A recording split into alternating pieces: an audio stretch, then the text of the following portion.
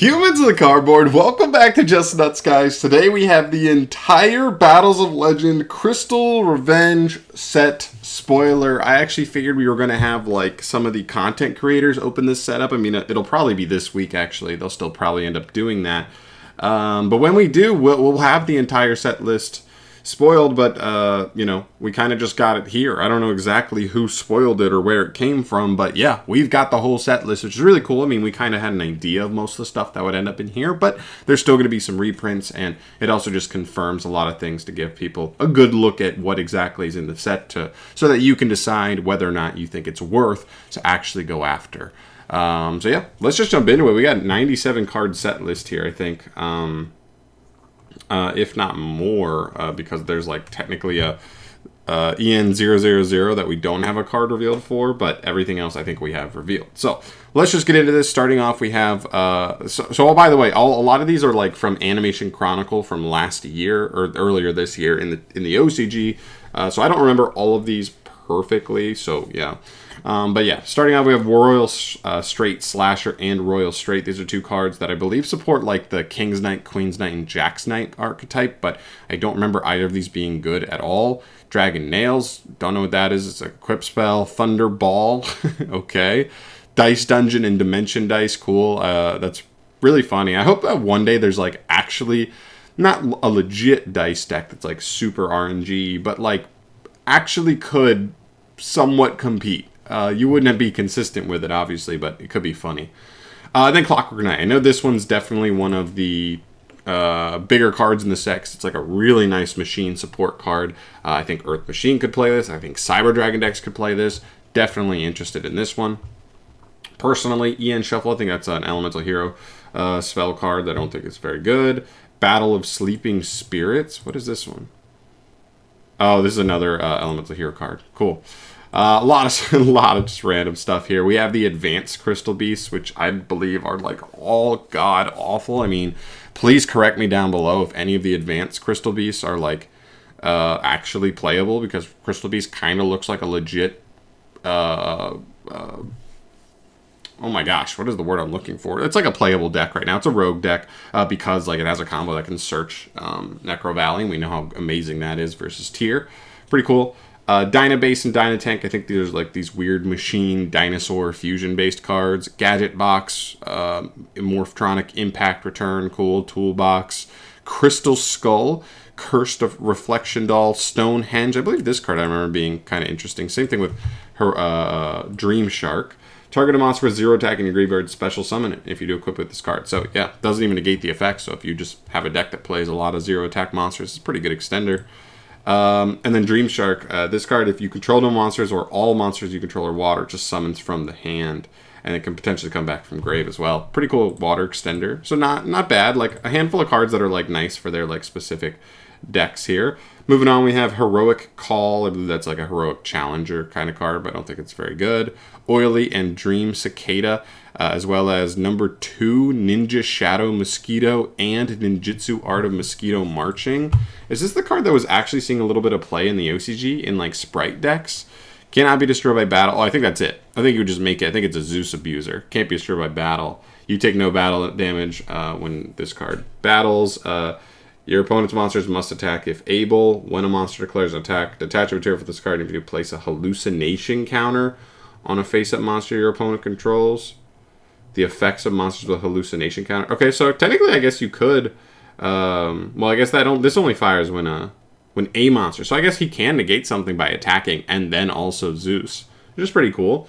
Or you can inflict damage to your opponent equal to the attack of a monster with an hallucination counter. It's actually not a bad card. This could be a techable card in Sprite extra decks. Then there's Ninjutsu Art of Mosquito Marching. I remember this being a really bad Ninjutsu art. Performabile, Odd Eyes Seer, okay. Doodle Beast, I think these are actually like pretty respectable like dinosaur support cards, so keep an eye on those. I think those are actually going to be pretty interesting for dinosaurs. Todoroki and Senko, is Senko the good one? I think Senko's the good. Yeah, so this guy's a pretty good extender. If an earth monster is normal or special summon this card from the hand. 2400 beater. He's actually just a pretty good like warrior extender. Could be good in like Isold decks, or maybe something like a good extender for something like Goki, right? You know, I don't know. It's pretty cool. Moving on there, Raijin the Earth, the Breakbolt Star, Amazoness Hall, and Hot Spring. Those are just pretty poop Amazoness cards.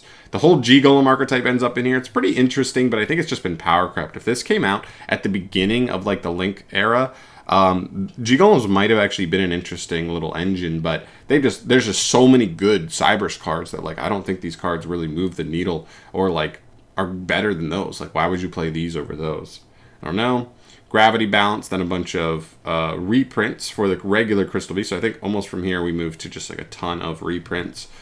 Crystal Beast reprints, Advanced Dark, Rainbow Bridge, a bunch of Blackwing reprints. That's nice because the Blackwing new support just came out in Darkwing Blast. So Gale, Boros, Sirocco, Blizzard, Vayu, Breeze, Simoon. Simoon's huge. Graham and Full Armor Master, very cool. Some Toon cards. Blackluster Soldier, Harpy Lady, Bookmark, Page Flip, Terror. The Chaos Creator is in here. That's a nice reprint. Chaos Daedalus, Chaos Valkyria, Chaos Space. That's pretty cool. Odd Eyes Persona Dragon. It's a pretty good... Oh, actually, I think that card's only in common, and it's actually like just a straight-up negate in a Pendulum monster, so that's pretty cool. Odd Eyes Phantasma, Odd Eyes Rebellion. DD Crow gets an Ultra reprint here. It's cool. Edgem Chain, that's cool as well. Token Collector gets another Ultra reprint. Koaki Mirror Supplier, Doom Kaiser, Revive King Hades, Borload Savage Dragon in here. That's pretty cool. Number 100 Numeron Dragon, another nice one. Utopic Draco Future. Okay, nice. Fright for Patchwork, Salamangreat Circle, Fusion Destiny, Emblem of the Plunder Patrol, Hieratic Seal of Heavenly Spheres, Avenged Savior, Selene, Access Code Talker, Blackbeard as a secret rare. It's very cool. Artemis, the Magistus Moonmane. This card will come up, by the way. Artemis, the Magistus Moonmane. It's just a generic Link one that takes any spellcaster. It's level 4 or lower. And then also we get Evil Twin, Kissy Kill, and Lilla reprints here. I'm assuming these aren't the new artworks that we just got, or that the OCG just got of alt arts. I'm assuming these are just regular arts becoming secrets, but still cool. I know people love to tech out their waifu deck, so that could be really cool for them. All in all, there's not a ton of like strict like really good metagame staples out of these reprints. I mean, there's Access Code and Borload Savage, I guess, but not a ton of just like, you know, your Lightning Storms, your Evenlies. I mean, to be fair, we just got a bunch of those in Magnificent Maven, so I guess it makes sense they're not doing a ton of those back to back, but they could have thrown like a Baronne de Fleur in here, something. There are still some nice cards, though. There's a lot of like archetypal stuff that's like either a nice rarity bump or something that needed a reprint. So there's a lot of like archetypal stuff, but just not a ton of stuff that like every player's going to want to get their hands on. It's a weird set. I don't think it's really that enticing. I mean, I'm wondering like what the chase cards even are here. I mean, I'm going to be looking for Clockwork Knight and a couple of these other like random cards, like the Doodle Beast, the Clockwork Knight, the Senko, and I think that's mostly it. I mean, to be honest, but obviously everybody's going to be looking for different stuff. To me, this is a more lackluster Battles of Legend. Last year's Battles of Legend was like, seemed way hyper than this. We had, what else did we have in there? We had like the legit good, like Kragan, like stuff that ended up making Shark like a respectable rogue deck that actually saw some results, right? And I think there were a couple of other, like Magician Souls reprint, stuff like that. This one definitely seems a little bit lackluster compared to that. If the advanced Crystal Beast cards were like actually respectable, then maybe, because like obviously that's super like anime and it would help like a deck that's already considered like a low-key rogue deck.